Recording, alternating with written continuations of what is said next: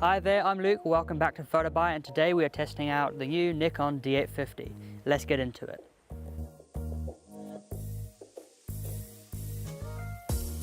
So Nikon have really gone out of their way with this camera. They've put in an all-new 45.7 megapixel sensor, which is absolutely insane. They're definitely pushing that medium format territory like Canon have done with their 50 megapixel sensor. But when you put these two neck and neck, this camera outperforms them in so many different ways. The sensor itself is back illuminated and it doesn't come with an optical filter, which means that you really are getting the best sharpness out of this camera. So with that being a 45 megapixel sensor, we're normally expecting and accustomed to having a slower camera. But this camera features 7 frames per second, which if you have a look at other cameras is very good for what it can do. And if you want to go for a faster speed, you can opt for their battery grip, and that will take you to 9 frames a second. So with the camera's resolution, you've also got a very good ISO range. Starting off at 64 ISO, it can go all the way up to 25,600 ISO. So you can be shooting, you can get those long exposures, even in quite a bright day with that low exposure. And then during some really dark shots, you can bump that ISO up and get some really good quality shots with a very high ISO. What you can do when it comes to expanding that, you can push down to 32 ISO to really push the boundaries of your long exposures, and then you can go all the way up to 102,400 ISO, and as well as that, you can also do that in 4K video.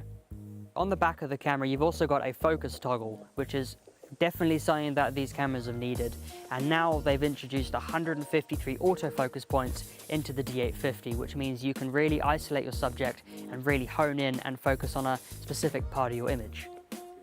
Moving slightly over to video, Nikon have also added 8K time-lapse. Obviously you can also do 4K time-lapse, and that's all available and achievable within the camera using the X-Speed 5 processor, which has also been seen in the Nikon D5. The actual build of the D850 is really impressive. They've gone with a deeper grip, which helps because this camera comes in without a lens just under a kilo, and then when you actually put in a battery, it comes in total at 1,009 grams. So if you're used to having a smaller body, say you've got a DX version of the Nikon, when you move up to this FX model, you will feel a weight change, and it may take a bit of getting used to, but from us playing with it, we found that it doesn't take too long, but it's definitely an adjustment you're gonna have to get used to.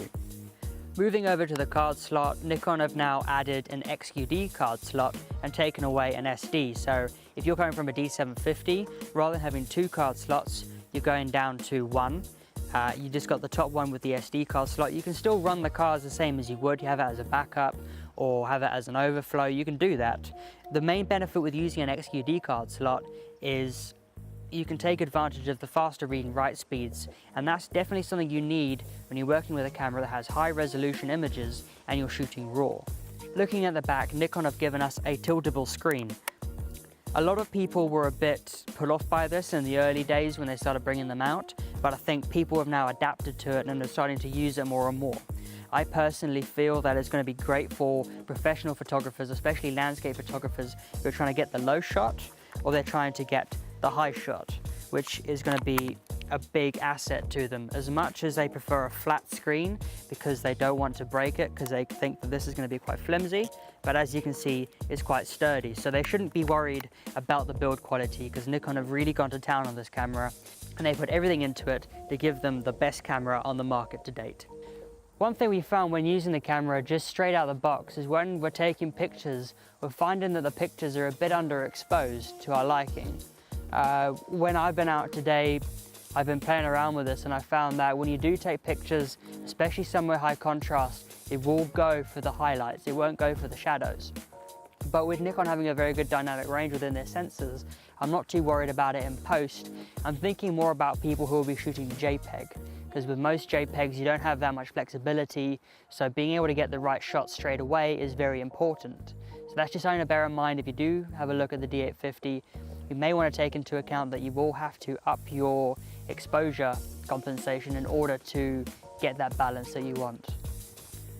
So people I see using this camera are people like landscape photographers and possibly also portrait photographers, but with some portrait photographers they prefer a bit of softness, so they'll probably go with a slightly lower resolution. This camera is obviously targeted towards professional photographers and now even videographers with a price tag of about £3,500. When it comes to the ease of use, I like the fact that Nikon have now redesignated the ISO button to near the shutter button, record button, and the exposure compensation button as well. This makes it a lot easier when you want to change things over, and there's no more two-hand controls needed to be able to use this camera. Again, another very good feature done by Nikon. Going into video, the Nikon D850 does not leave videographers behind. As well as having the headphone jack and the microphone jack, the actual video internals are absolutely incredible. When you're shooting 4K, there is no crop factor. So you're getting 144 megabit per second readout with pure 4K using the entire sensor. You can crop down to the DX sensor if you want, but the fact that you can use your lenses and enjoy the full focal length that they are is a big step towards Nikon moving closer to being a videography option. 4K video can be output to 30p, 25p and 24p, so you can choose which ones you want and you're still getting everything that you need. That also comes down to using it on the full sensor if you want to, and you also get that when you're on the DX option as well. As well as the 4K, Nikon have also added 120 frames per second 1080p video, which is great for slow-mo. If you actually go into the menu section, they have it saved down as slow-mo, so you haven't got to go into post and then slow it down. It already comes out of the camera slowed down, which is another bonus as it saves time in post when you're doing your film editing. When it comes to general 1080p, you have access to 60p, 50p, 30p, 25p and 24p. So this is a big step towards Nikon giving videographers more options when it comes to doing video. One bug that I found with the D850 that I think would have made it the perfect all-round camera is the continuous focus. When it comes to tracking its subject, it doesn't keep a very good lock onto the subject and will keep trying to find and hunt for the subject. When it does come back, it will then assume it hasn't got it and it will carry on doing it. So it would be nice to see Nikon work on that focusing in the future. However, in saying that, many filmmakers don't actually use continuous focus that much. They tend to go with manual lenses and they'll just manually focus it themselves. And if you are trying to get a focus point, you'll tend to just focus prior and then switch over to manual focus afterwards. So that is our review on the Nikon D850. We hope you guys liked it. If you want to find out more, go see our website. In the meantime, I'm Luke, this is PhotoBite, and we'll see you next time.